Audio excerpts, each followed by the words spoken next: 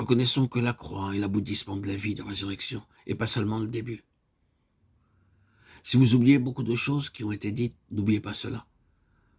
La croix est la fin de la vie de résurrection, aussi bien que le commencement. Ainsi, je connaîtrai Christ et la puissance de sa résurrection, et la communion de ses souffrances en devenant conforme à lui dans sa mort. Certains sont venus vers moi avec Philippiens 3 et ont dit « Pourquoi Paul met-il la mort à la fin ?» Il aurait dû sûrement placer cela dans un autre ordre.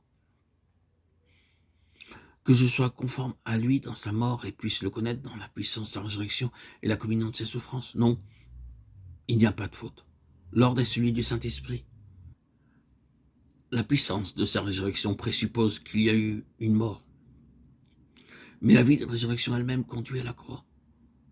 Le Saint-Esprit, dans la puissance de la vie de résurrection, nous ramène toujours à la croix, à la conformité à sa mort. C'est la caractéristique même de la vie, d'exclure tout ce qui appartient à la mort. C'est la puissance même de la résurrection de nous ramener sur la base où la mort est constamment vaincue. Cette base n'est autre que la croix de notre Seigneur Jésus-Christ où la vie propre est exclue. Ainsi Paul dit en devenant conforme à lui dans sa mort. Ce qui signifie d'avoir constamment cette base de mort, autant progressivement ce qui est le terrain de la mort. Et cela encore, c'est comme nous l'avons dit, le fruit d'une union vivante avec lui. Ce serait une triste perspective pour vous et pour moi, n'est-ce pas, d'être conforme à lui dans sa mort.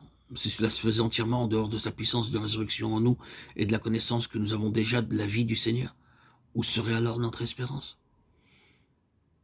Qu'est-ce qui représente la puissance de notre survie alors que la croix est rendue plus effective dans notre expérience? Il n'y aurait aucune survie, n'est-ce pas?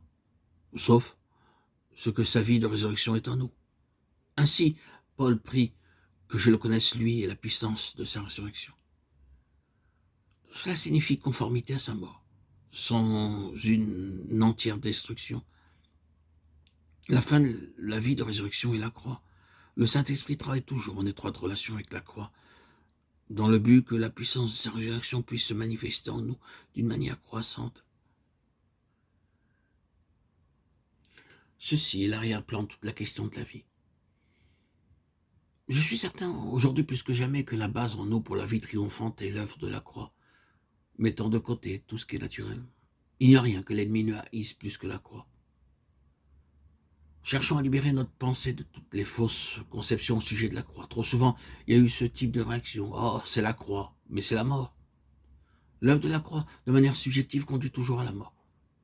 C'est pour cette raison que nous avons déjà mentionné qu'il est tellement important pour nous de reconnaître que ce n'est pas cette mort qui nous détruit, mais que par elle, le chemin pour une plénitude plus grande de vie est ouvert.